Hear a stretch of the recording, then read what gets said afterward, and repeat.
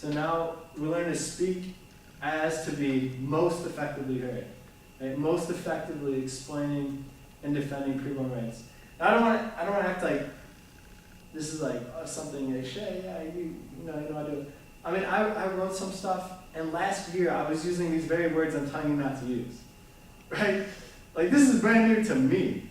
This is brand new to me. But in my experience, I've seen how effective it can be. It can be. You know, if someone's hearing green, saying blue doesn't do anything. Right?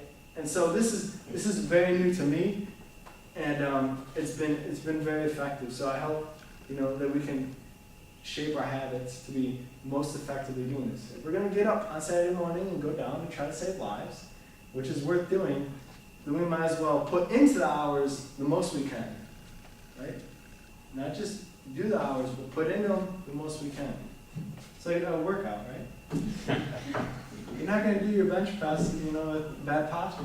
Sometimes it can be good. And then, like Sam brought this up before, that you can use the old words, the old rhetoric to help bring in the new, right? You know, people may not understand what you're saying, preborn genocide, but, you know, ease it in the conversation. And then when you get in the habit of it, I think you really see how effective it can be. Choose keywords: discrimination, rights, genocide. That's what's taking place, and for this to end, that needs to happen. All right, really quickly, the sidewalk stuff, since we're running out of time. For when we go down with our groups, okay, each group, you know, can do specifically what they think is best. What we did last year is we had most of our people on the opposite side of the street, Planned Parenthood, okay? And then our people were praying. That was, you know, who it was, like a community of believers, so that's what they were doing. Then we had a couple people on the Planned Parenthood side. Okay, so we're talking to the people coming in. All right? Just very quickly. No swearing, no touching, no stalking. Swearing, stalking, touching. All right? If any of you guys have problems with that, I should be in the mob of people, not the... So I expect problems with that. But that's the limitations of your rights. Besides that, it's public ground. Okay? It's public ground. Keep in mind what's happening. When we're in these conversations, no, you know, if it's a passerby, then it's one kind of conversation. But if someone's going in to kill a child, then it's another kind of conversation. You know, picture yourself as a child. Picture Megan as a child. You're your best friend. You know, like Ernest, how much would you want to say to that person if you were there? You know, it's a difficult thing to figure out. But anyways, picture that. Walk along the side of them. Okay? We don't want anyone saying any crap about touching. So we're going to exercise our rights to the fullest. It's a matter of life or death, after all. If we're going to be passionate about anything, if we're going to spend our time doing anything, might as well save their lives. So walk along the side of them. Pass out literature. We have some literature that we can, you know, spread to people, use same stuff, different stuff. Anyways, pass out the literature, something tangible in their hands. They don't want to say two seconds. You don't want to spend 2 seconds talking to you, but if they're in that waiting room for 20 minutes and they're pouring over and they're reading this, now they're going, now, you know, something can happen. Now we can save lives. So those are that. And then another thing is pregnant mothers, they may not be in the right mindset. Chances are they aren't, right?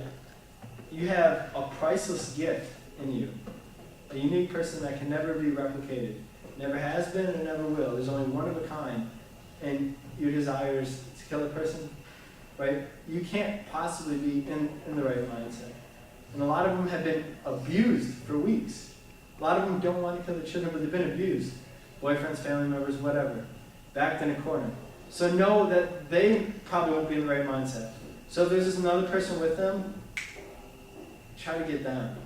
Right? The guys, get the guys good. The father's good. I mean, for real. Like, they're saying, make them know what's going to happen. A lot of times they're the ones pushing the killings. They're the ones doing it. You know, so attack them. And other times they're just standing there being a bystander. Like, dude, that's your flesh and blood, you know? And so keep that in mind. And also, if people aren't in the right mindset, the last most dominant thought of a person determines what they do. Right? We act on the last most dominant thought. When we're thinking where we want to eat dinner, our last most dominant thought, Oaken Shields. That's how I'm going to act. Right? So anyways, leave with the thought of, you can come back out and talk. Or I'll be here. Or, maybe we should talk about this more. Leave them with the thought where it leaves it open. Because, trying to totally change someone's mind in a minute or two is hard to do. But if you leave them with that last most dominant thought of confidence, of courage, of hope, of, knowing how valuable their child is, then you're leaving a door open that they can come out and do that. All right. Any questions? Yes. What was the place that put up a 43 million children films per year? Right. Guttmacher Institute. Guttmacher.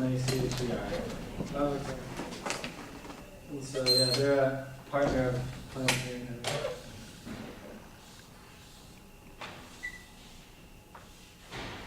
Just writing my head idea, my number on board. For those of you who came in late, I'm the go-to guy for any questions.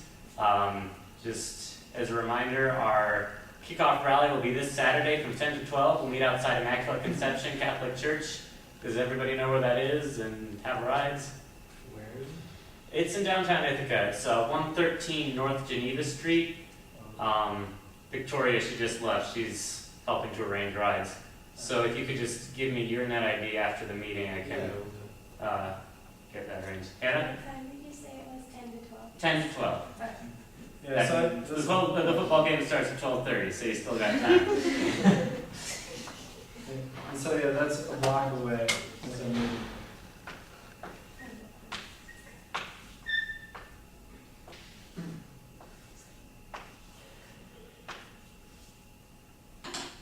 And also, if you have not registered yet, some of those who came in late, we're taking down groups of people, whether that's a campus group, a church group, or just you and your friends informally. Just let me know if you want to sign up for a time slot. Let me know what time slot, and we can get you set up. Marisol, you had a question? I have a question for Shay. All right.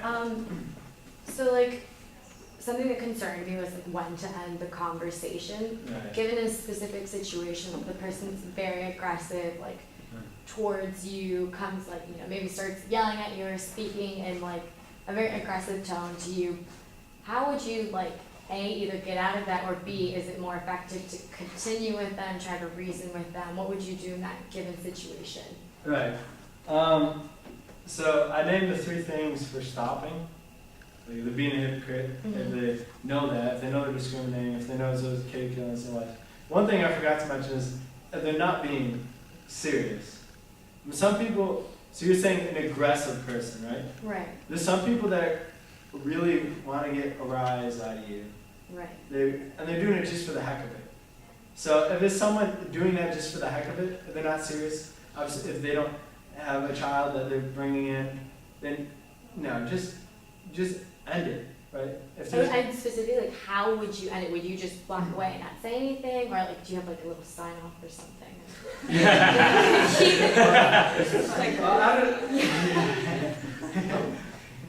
I get them with the squirt gun. Just kidding. Yeah. If I were you, I guess I would just walk away. If I were me, I'd stand there. It's time for me to turn that an argument. Yeah. So I guess I would do that. I'd be like, sir, I'm done. That's enough. And don't be afraid to do that. Don't be afraid to do that. I guess I'm just so used to sucking up to alumni to get money. I'm a college recording on your fund. They're even if alumni yell at you, you still have to take it. And I was I wonder if this applies here. Yeah. Well, I guess you could always talk to them until somebody more important comes by and then say, excuse me, I need to talk to this person. I've got a phone call, excuse me. So, yeah, anyways, and that will actually shock a lot of people. Be like, man, I thought I was suckering them in, that was starting to get fun, and then you see, tough girl, you're gonna say, not worth my time. So yeah, if it's in that case, someone trying to get a rise, or they're being totally out of line, Yeah. then don't do that. But also know that, maybe this is better than my personality, but also know that when people argue, there's usually a lot to that, right? I mean, I have some people that, at the beginning, there was one lady in particular last year, Brother Carmine, he's like the chaplain for our group. And she came up to him and she just started chewing him out. Like, heads were gonna roll. She was not happy, but anyways, there ended up being a lot of anger behind that.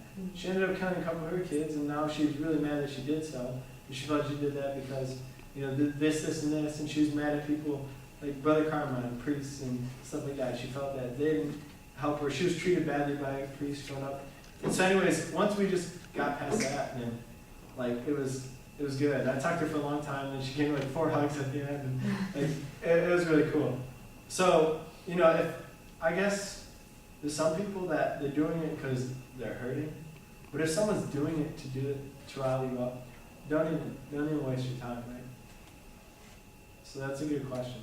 And also, I don't think we mentioned this. Your groups, let's try to have at least one spokesperson. Okay.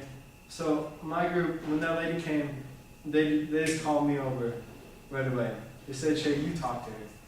So if something goes haywire, have one go-to person that's comfortable talking to them, Peter or someone, and so that happens. So you don't get the wrong person, someone who's not comfortable talking or really scared having to talk with a crazy person. So have your go-to guy, so when something crazy happens, this is who you're gonna call.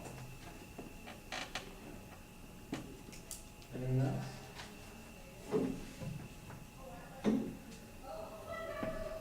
All right. Have the escorts this year? I hope so. I mean, that's actually one of the cool things about covering more hours. They have people that sit out on the porch and watch us. They watch us for 2 hours, and they have these preconceived notions that we're crazy. And it's like, yeah, we're really crazy. He's want to kill innocent humans. It's pretty crazy. And so, anyways, they're watching us, and they're slowly seeing wow, these people are pretty sane.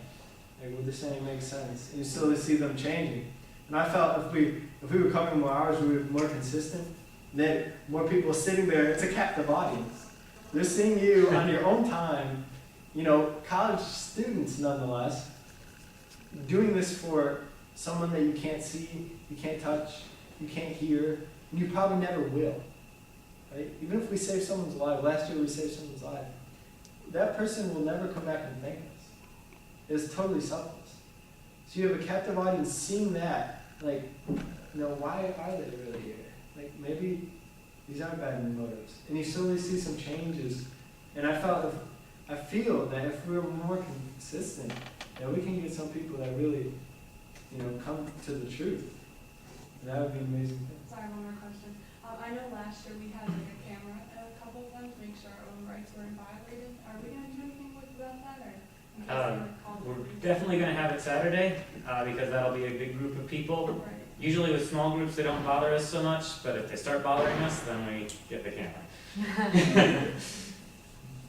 And that brings up another good point. If anything crazy happens, call Sam. Yeah. Or you can call me. But, yeah. I mean, Sam talked to the police department last year. We had to, go out and figure out what are our rights, how do we exercise them, because we had they would come out and try to bother us. And so anyways, once we did that, things worked out well. But if something crazy, like in Maricel's case, if something crazy happens, if you need to leave the scene, call Sam, and then we'll take it from there.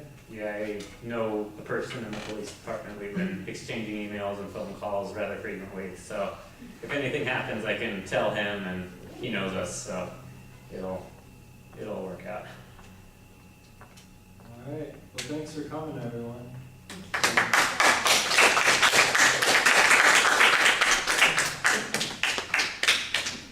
When does CCFL meet? Tuesdays. at 5.